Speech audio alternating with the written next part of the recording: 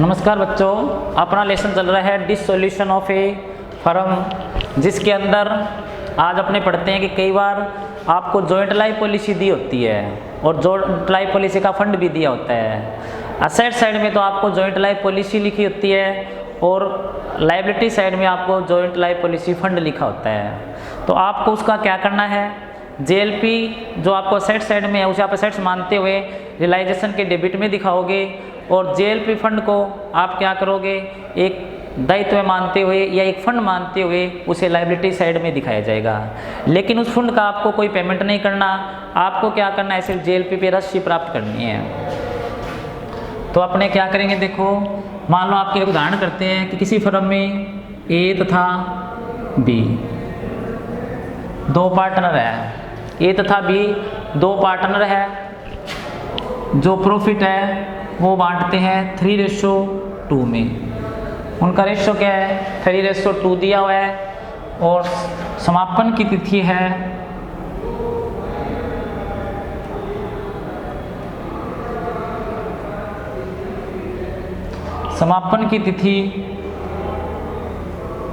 अपने दे रखिए, मान लो 31 मार्च 2015 और बैलेंस शीट इस प्रकार दे रखी है आपको।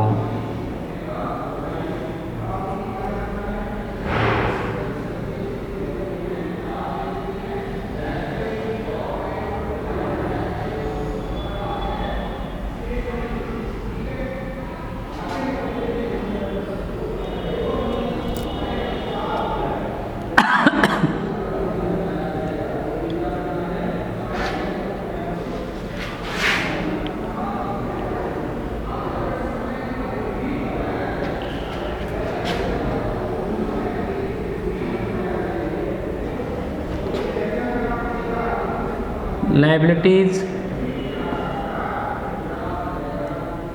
अमाउंट, असेट्स और अमाउंट।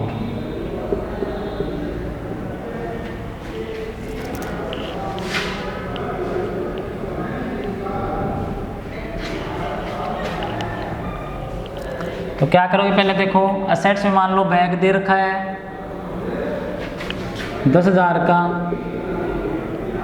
डेटर दे रखे हैं 20,000 के, स्टॉक दे रखा है 20,000 का, फर्नीचर दे रखा है 60,000 का, बिल्डिंग दे रखी है 1 लाख की और लैंड दे रखी है 2 लाख की। टोटल आपका हो गया, एक दे रखी इसमें जॉइंट लाइफ पॉलिसी जो आपको दे रखी है 20,000 की।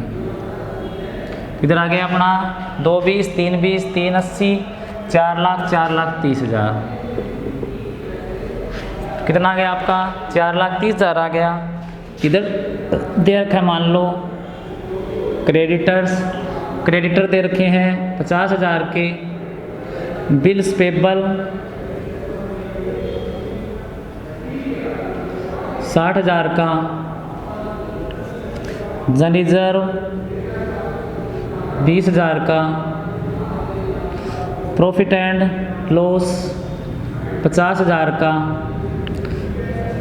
जॉइंट लाइफ पॉलिसी फंड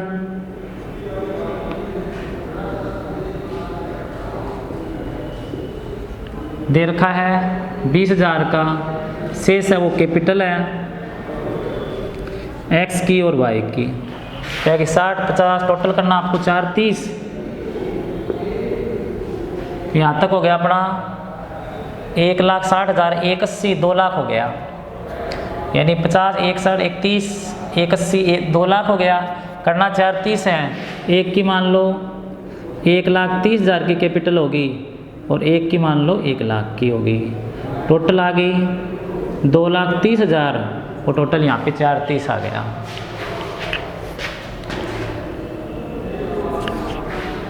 उसके बाद देखो निम्न समायोजन दिए गए हैं।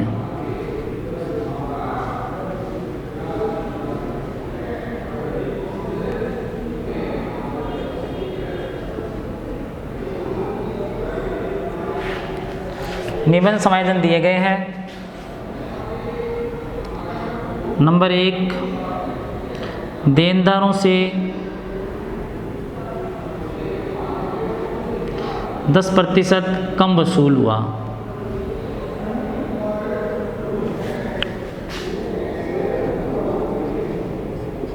देनदारों से 10% कम वसूल हुआ।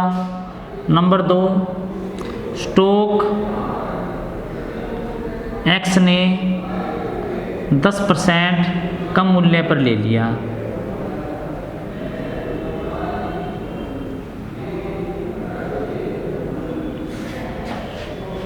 नंबर 3, फर्नीचर तथा भवन से 20% कम राशि वसूल हुई।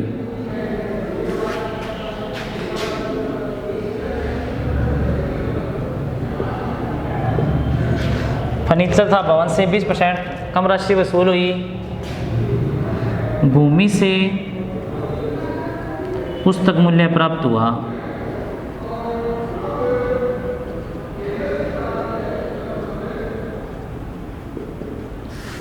भूमि से पुस्तक मूल्य प्राप्त हुआ। नंबर 5, जॉइंट लाइफ पॉलिसी को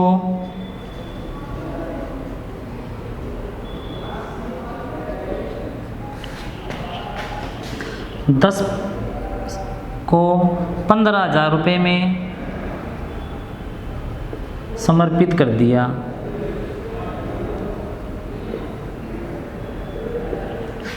और नंबर 6 पे है 10,000 रुपये वसूली वे हुए।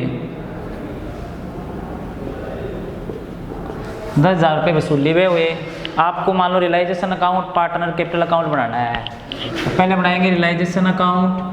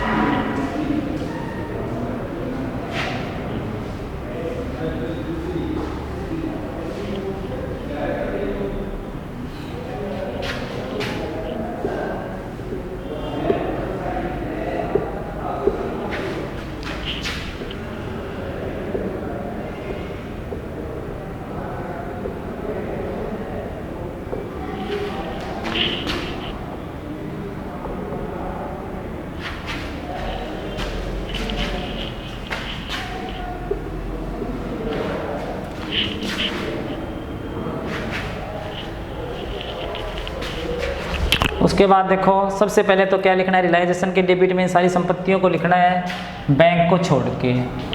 तो लिखेंगे to debtor, to stock, to furniture, to building,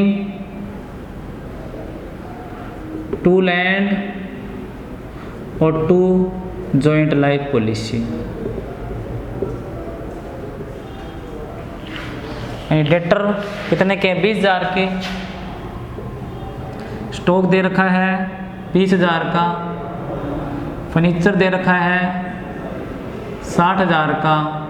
building दे रखी है 1 लाख की। लैंड दे रखी है 2 लाख की। और जॉइंट लाइफ पॉलिसी दे रखी है 20,000 की। तो डेटर आ गया 20,000 के, स्टॉक 20,000 का, फर्नीचर 60,000 का, बिल्डिंग 1 लाख की, लैंड 2 लाख की और जॉइंट लाइफ पॉलिसी 20,000 की। ये तो सेट दे रखी है। लाइबिलिटीज़ में लिखेंगे एक तो क्रेडिटर, एक बीपी, एक जॉइंट लाइफ पॉलिसी फंड लिखा जाएगा। By creditor, by bills payable और by joint life policy fund. तो क्रेडिटर आ गया, बिल्स पेबल आ गया, जॉइंट लाइफ पॉलिसी फंड आ गया। तो क्रेडिटर कितने के दे रखे हैं? 50,000 के तो क्रेडिटर हो गए। बिल्स पेबल कितने का दे रखा है? 60,000 का। जॉइंट लाइफ पॉलिसी फंड है 20,000 का। ये सारे दायित्व आ गए, लेकिन जेएलपी फंड को कोई पेमेंट नहीं करना, जेएलपी फंड का कोई पेमेंट नहीं होएगा, इन दो को पेमेंट करना है। अब देखो ये संपत्तियां हैं, वो दायित्व है। दायित्व के बारे में कुछ ना लिखा हो तो पूरा पेमेंट होता है, संपत्तियों के बारे में कुछ ना लिखा हो तो उसे कुछ प्राप्त नहीं होता। तो पहले क्या अपना देखो, दायित्वों के बारे में यहाँ पे कुछ भी नहीं लिखा हो क्रेडिटर और विपी के बारे में, तो उन्हें पूरा पेमेंट करना है। तो क्या करोगे? बैंक अकाउंट टू बैंक लिखा, क्रेडिटर और बिल्स पेबल। तो क्रेडिटर में आ गया 50,000 का और बिल्स पेबल आ गया 60,000 का। ये पूरा पेमेंट होएगा 1,10,000 का। क्या आएगा? 1,10,000 पूरा पेमेंट कर दिया। उसके बाद देखो जहाँ वो वसूल हुआ हमें संपत्तियों से, वो बाय बैंक लिखेंगे। तो यहाँ पर बाय बैंक लिखें, बाय बैंक। बाय बैंक में देखो सबसे पहले डेटर से कितना रिसीव हुआ? 10% कम। एक तो डेटर से वसूल हुआ हमें, एक हो गया स्टॉक, ये तो एक्स ने लिया, एक्स के नाम लिखेंगे। फर्नीचर तथा भवन से 20% कम राशि वसूल हुई, तो फर्नीचर और भवन लिखो।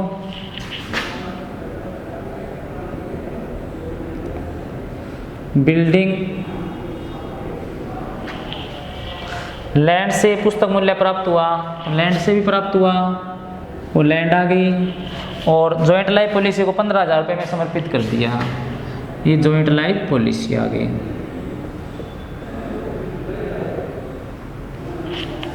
एक आ गया बाय बैंक।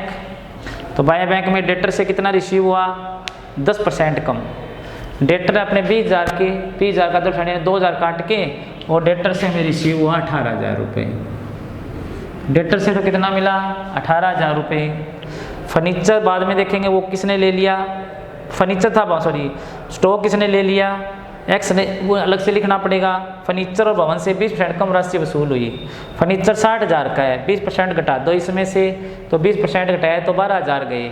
तो फर्नीचर से कितना आ गया अपना? 48,000 आ गया। फर्नीचर से कितना आ गया? 48,000 आ गया। भवन से 20% कम राशि वसूल हुई। भवन कितने का? 1,00,000 का। 1,00,000 का 20% कम कर दो, तो 1,00,000 का 20% हो गया, 20,000 रुपये कम कर दिए। तो भवन से कितना मिला? भवन से मिला अपने को 80,000। अब लैंड है, उसका पुस्तक मूल्य प्राप्त हुआ। लैंड का पुस्तक मूल्य 2,00,000 था, तो लैंड से हमें कितना मिला? पूरा 2,00,000 मिल गया। लैंड से कितना मिल गया? 2,00,000 मिल गया। अब जॉइंट लाइफ पॉलिसी से 15,000 समर्पित कर दिया गया, तो जेएलपी से हमें 15,000 प्राप्त हो गया। तो कितना मिला? डेटर से 18,000, फर्नीचर से 48,000, बिल्डिंग से 80,000, लैंड से 2,00,000 और जॉइंट लाइफ पॉलिसी से 15,000। अब टोटल देखो कितना रिसीव हुआ हमें? 18, 48, 66, 66 और 80, 1 46, 2,00,000, 3 46, 3 46 और 15 3 61। टोटल कितना प्राप्त हुआ हमें? 3,61,000 प्राप्त हो गया। दोबारा देखो 48, 18, 66, 66 और 80, 66 और 2 66, 2 66 और 15, 2 66 और 15 हो गए, 2 81, 80, 3 61 हो गया। तो संपत्तियों से हमें 3 61 प्राप्त हुआ। स्टॉक से एक्स ने 10% कम मूल्य पर ले लिया, तो बाय क्या लिखेंगे? By X capital. और ये क्या लिया? स्टॉक, तो यहाँ पे स्टॉक आ गया। अब 10% कम पर लिया है, स्टॉक 20,000 का था, 20,000 का 10% घटा दो, 2,000। शेष कितना बचा? 18,000। शेष कितना बच गया अपना? 18,000 बच गया।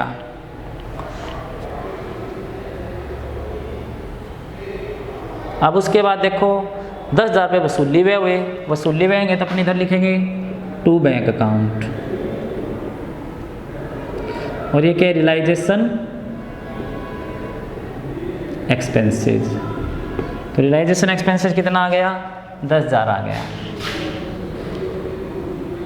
तो पहले क्या लिखा देखो, जब हमने रियलाइजेशन अकाउंट बनाया, रियलाइजेशन अकाउंट में सबसे पहले सारी संपत्तियों को लिखा बैंक को छोड़कर, 2 debtor, 2 stock, 2 furniture, 2 building, 2 land और 2 जॉइंट लाइफ पॉलिसी, इतना लिख लिया। उसके बाद बाय में क्या लिखा, बाय क्रेडिटर, बाय बीपी और बाय जेएलपी फंड लिखा जाएगा, लेकिन जेएलपी फंड को कुछ पेमेंट नहीं करना होगा।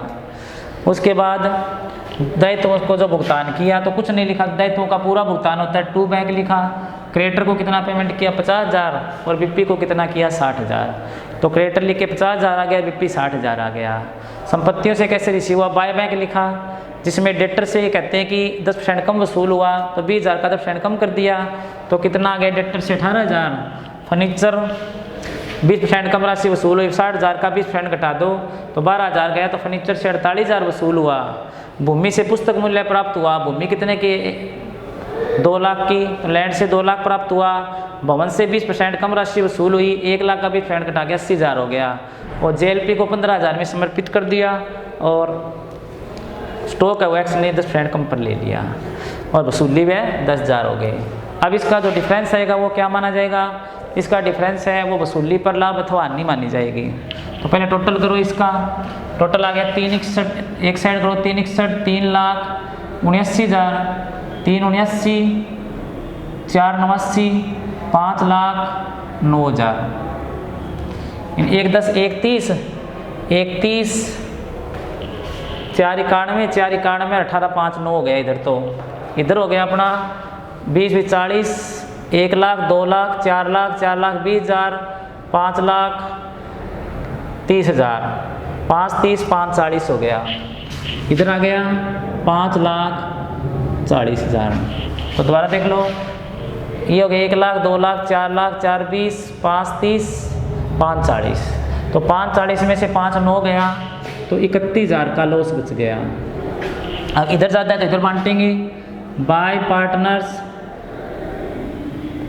कैपिटल अकाउंट, एक्स और वाई में क्या करेंगे, डिस्ट्रीब्यूट करेंगे, तो 3-2 में करेंगे। तो कितना बचा है 31,000, इसे क्या करना है 3 तो में बांटना है। तो कितना आएगा 5 × 30, 5 दूनी 10, 6250, तो ये 6250 आ गया। 6250 को 3 से गुणा करो तो ये तो आ गया 18,700, ये आ गया 31,000 इंटू में 3/5, तो 5 × 30 और 1 बचा 6200 आ गया। तो 6200 ये कितना आ गया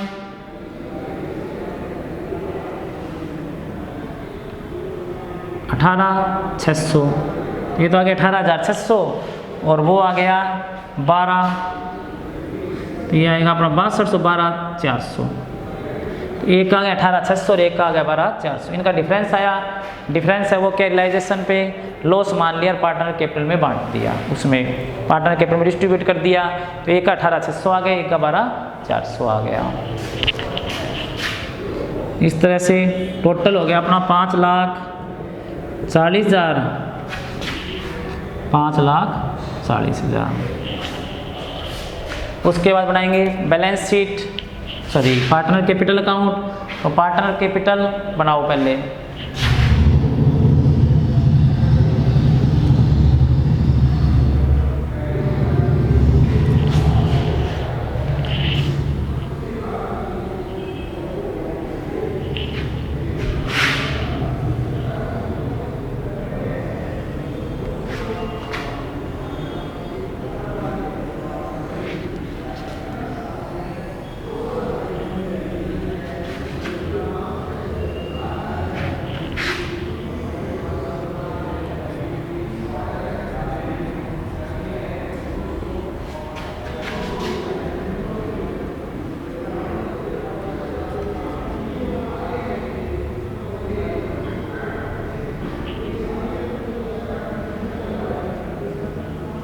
सबसे पहले पार्टनर कैपिटल में क्या लिखेंगे, पुराना बैलेंस जो एक्स वाई का दे रखा है 31 और 1 लाख।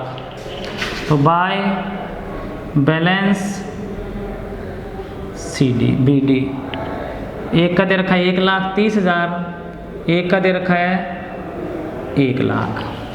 उसके बाद बांटने वाली चीज़ में देखा तो धन रिजर्व है, वो डिस्ट्रीब्यूट करेंगे तो बाय धन रिजर्व आ गया। तो धन रिजर्व है 20,000 का, जिसे 3 2 में बांटना है, तो 20,000 को 3 2 में बांटोगे तो 12,000 और 8,000 आएगा। कितना आएगा? 12,000 और 8,000। उसके बाद P&L बांटोगे 50,000 है, तो by profit and loss account, तो प्रॉफिट एंड लॉस में कितना आ गया? 50,000 है, उसे किस रेशो में बांटना है? 3 2 में, तो 30,000 और 20,000। प्रॉफिट एंड लॉस अकाउंट आ गया 30,000 और 20,000 आ गया। उसके बाद और बांटने वाली चीज़ इधर कोई नहीं है, क्योंकि JLP फंड तो उधर लिख दिया, इधर भी बांटने वाली कोई चीज़ नहीं है। अब देखो पार्टनर कैपिटल का और कोई नाम आया है क्या? इसमें लिखा था हमने बाय एक्स कैपिटल, वो आएगा इधर टू रियलाइजेशन, तो टू रियलाइजेशन आ गया अपना 18,000, एक्स ने ले लिया तो एक्स के 18,000 आ गए। अब ये फिर आ गया बाय पार्टनर्स कैपिटल, तो क्या लिखेंगे? टू रियलाइजेशन, रियलाइजेशन में कितना आ गया? 18,600 और 12,400, तो कितना आ गया? 18,600 और 12,400, तो एक 18,600 आ गया, एक 12,400 आ गया। अब दोनों का डिफरेंस निकालेंगे, तो दोनों का डिफरेंस होएगा वो बैंक से मिलाएंगे, और कहीं पार्टनर कैपिटल का नाम आया नहीं है, तो पहले दोनों का टोटल करूँ। इधर टोटल आ गया 1,72,000, 1,72,000, इधर आ गया 1,28,000। शेष है वो किससे मिलाना है? बैलेंस से नहीं मिलाओगे, इसमें किससे मिलाओगे? बैंक से मिला दोगे, तो शेष आएगा टू बैंक। टोटल कितना लाना है? 1,72,000 और 1,28,000। तो 1,72 में से गए 36,600, तो 1,35,400, 1,35,400, तो इसका बच गया। कितना बच गया? 1,35,400, 1,28 में से 12,400 गए, तो 1,15,600 इसका बच गया। किससे मिलाना है? बैंक से। 1,15,600 आ गया। दोबारा देखो, सबसे पहले पार्टनर कैपिटल में क्या लिखा? सबसे पहले पार्टनर कैपिटल में आ गया पुराना बैलेंस, जो कितना है? 1,30,000, और 1,00,000 जो बैलेंस यहाँ पर है वो सीधा वहाँ पर ले गए, 1,30,000 और 1,00,000 आ गया। उसके बाद धन रिजर्व और P&L को क्या करना है? डिस्ट्रीब्यूट करना है। तो धन रिजर्व पहले कितने से है? धन रिजर्व पीछे है 20,000 से, तो 20,000 को डिस्ट्रीब्यूट किया तो किस रेशो में किया? 3:2 में, तो ये आ गया 12,000 और 8,000। उसके बाद P&L है कितने का? 50,000 का, इसको भी डिस्ट्रीब्यूट करेंगे किस रेशो में? 3:2 में, तो ये आ गया 30,000 और 20,000 आ गया। और कोई बांटने वाली चीज़ है नहीं। अब देखो रियलाइजेशन में कहाँ पर नाम आया है? रियलाइजेशन में एक तो आया बाई साइड में बाय एक्स कैपिटल, तो एक्स कैपिटल में लिखेंगे टू रियलाइजेशन, जो कितना है? 18,000 का। एक आया पार्टनर कैपिटल, तो ये आ गया टू रियलाइजेशन, एक के 18,600 और 12,400। शेष है वो क्या करेंगे? इसका जो डिफरेंस आएगा वो किससे मिलाएंगे? बैंक से मिला देंगे। तो बैंक से मिलाया तो एक्स के तो आगे 1,35,400, वाई के आगे 1,15,600। तो इसका मतलब ये हुआ टू बैंक आने का मतलब एक्स है वो तो अपने घर पे कितना लेकर जाएगा? 1,15,000 35,400 लेकर जाएगा, और वाई है वो अपने घर पे लेकर जाएगा 1,15,600 लेके जाएगा। इस तरह का बन गया रियलाइजेशन अकाउंट और पार्टनर कैपिटल अकाउंट। तो ये अपना हो गया जब आपको क्या है? JLP दे रखी हो और इधर JLP फंड दे रखा हो, तो JLP और JLP फंड दोनों को क्या करना है? रियलाइजेशन में दिखाना है। तो एक तरफ तो JLP दिखा दिया सेट साइड में, और लाइबिलिटी साइड में JLP फंड दिखा दिया। JLP से जो रिसीव हुआ वो तो इधर लिख दिया, लेकिन JLP फंड को कोई भुगतान नहीं करना होता। ठीक है, बाकी आज के लिए इतना ही। इसी का एक एग्जाम्पल कल और करेंगे। धन्यवाद।